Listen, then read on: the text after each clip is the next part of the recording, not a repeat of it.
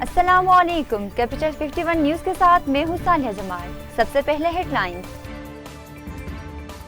شہر قائد کراچی میں زلزلے کے جھٹکے محسوس کیے گئے۔ کراچی کے شمال مغرب میں آنے والے زلزلے کی شدت 3.1 ریکارڈ، جو 11:39 پر محسوس کی گئی۔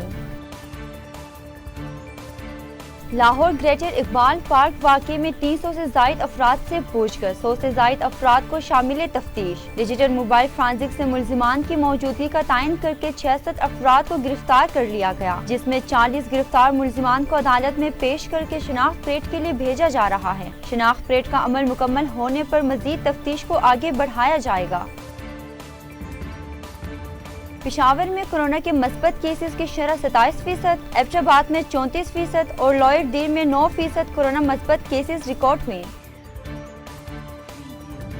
سری نگر میں قابض بھارتی فوج نے ضلع پلوامہ کے مختلف علاقوں میں سرچ آپریشن اور محاصرے کی آڑ میں 3 کشمیریوں کو شہید اور 3 مکانوں کو نقصان پہنچایا۔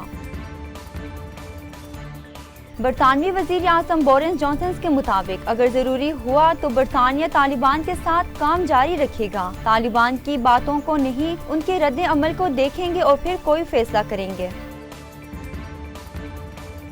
جرمنی کے دارالحکومت برلن میں مسلمان خاتون کو ایک شخص نے نسل پرستانہ جملے کستے ہوئے بے رحمی سے مارا، جس کے نتیجے میں خاتون شدید زخمی ہو گئی۔ پولیس نے واقعے کی تحقیقات کا آغاز کر دیا، ملزم کی شناخت کے لیے گواہوں سے پوچھ گچھ شروع کر دی۔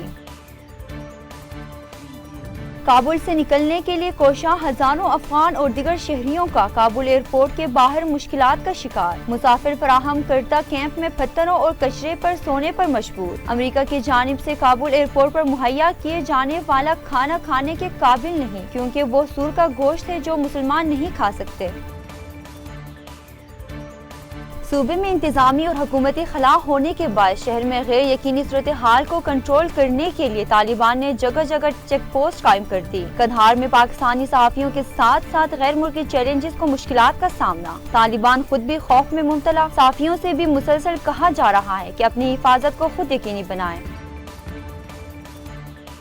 سابق افغان سفیر ملا عبدالسلام ضعیف نے کہا کہ طالبان سیاسی طریقہ کار اور ڈھانچے پر کام کر رہے ہیں، افغانوں پر مشتمل حکومت بنائیں گے، افغان حکومت کو عالمی سطح پر قانونی حیثیت حاصل ہوگی۔ سیکیورٹی انچارج ملا جمعہ نے چیکنگ کے دوران شہریوں سے مہذب انداز میں پیش ہونے کی ہدایت کی۔ اس کے علاوہ سیر گاہوں میں لوگوں کو معمول کے مطابق آنے جانے کی اجازت ہے۔ امن و امان میں خلل ڈالنے اور جرائم پیشہ افراد کے خلاف سخت کارروائی ہوگی۔ مزید خبروں اور اپڈیٹس کے لیے دیکھتے رہیے کیپیٹل 51 نیوز۔